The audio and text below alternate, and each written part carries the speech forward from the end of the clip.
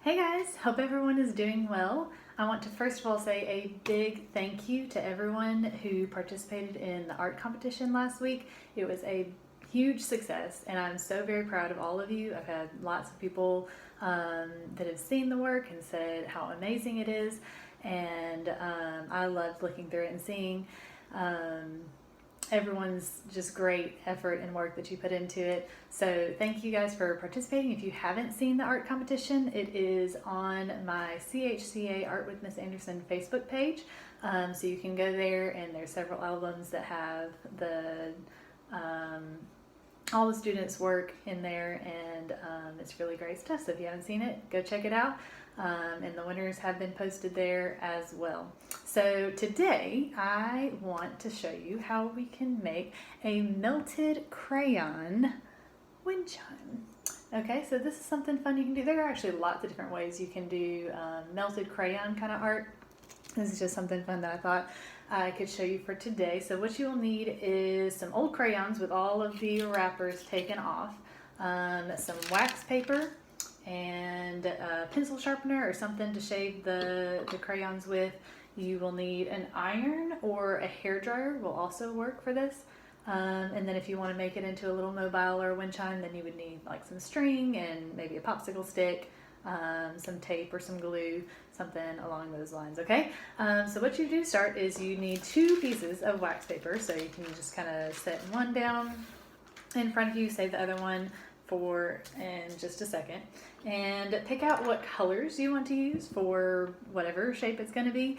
It works better if you use colors that are like related to each other, close to each other on the color wheel, so that when they mix together, when they get kind of melted, it doesn't all just turn muddy and brown. So it helps to kind of choose colors that are closely related. And what you're going to do is just stick them in that pencil sharpener and sharpen it, really, but you're wanting to get all the shavings on the wax paper. So once you have a good amount of whatever colors you want, I'll try and show you right here. So I've got just a little pile of some yellow right there, and I've got a nice sharp crayon now. I'm going to add some orange to this, make it kind of look like sunshine because it's that kind of sunny day. And I'm going to add just a little bit of a reddish orange to it also. So you want a nice good pile, because you do want this to be still have some thickness to it when it's melted. If you make it too thin, it will be very fragile and it'll be hard to put together in a little mobile. So you want a good pile, something like this, okay? And what you can do now is kind of mix them all up a little bit and push them together to make a nice little circle. Not like a mountain necessarily, you still want to be kind of flat, but you don't want any stray pieces kind of way off on the edge. So you're just gonna push them all together like that. And then take your second piece of wax paper, parchment paper, and lay it down on top. And then this is where you will need the iron or the hair dryer. So you probably need a parent to help you with this, but you will take that hot iron and just gently press it down on top, and you will see it start to melt underneath. And you want to make sure that you're not pressing down and spreading it out, because like I said, if it spreads out too thin, it'll be very fragile and you won't really be able to make anything out of it.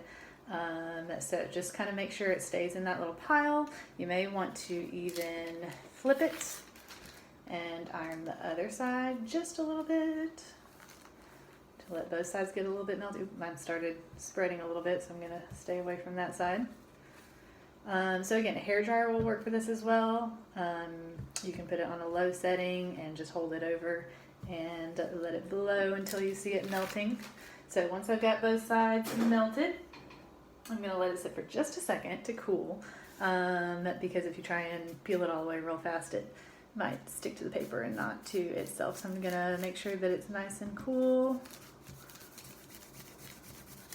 and not attached to the wax paper anymore. Once you see it start to kind of peel away, you can peel that top layer off. And you have a nice little melted crayon shape. Okay, so what you can do then is peel this off, and you do have to be very, very gentle with this again because it is thin and can be kind of fragile. See where mine just kind of broke a little bit there. But then you can take this and you can cut it into whatever kind of shape that you want. This one kind of reminds me of fire. I might make it into like a little flame of fire. And pieces will kind of start to break off. That's fine. It's just going to happen. But just kind of work with it and make it into whatever shape that you want. And then what you can do is get yourself a popsicle stick and some string, either some tape or some glue, and just put together a little mobile. It looks kind of like a wind chime. It can also work well if you put it next to a window, kind of let the light shine through. It makes a nice pretty colors for that. Okay, so that's just one thing that you can do and try with some melted crayons. There's different techniques, different things you can try. You can always glue crayons to something like a canvas, use that hair dryer and blow on top of it. That's another cool way to make some melted crayon things. So I'll see if I can put an attachment to some different ideas as well. So you can try this one out, try out some different ideas, and use up some of those old crayons you may have laying around the house. Okay, so I hope you guys have a great week.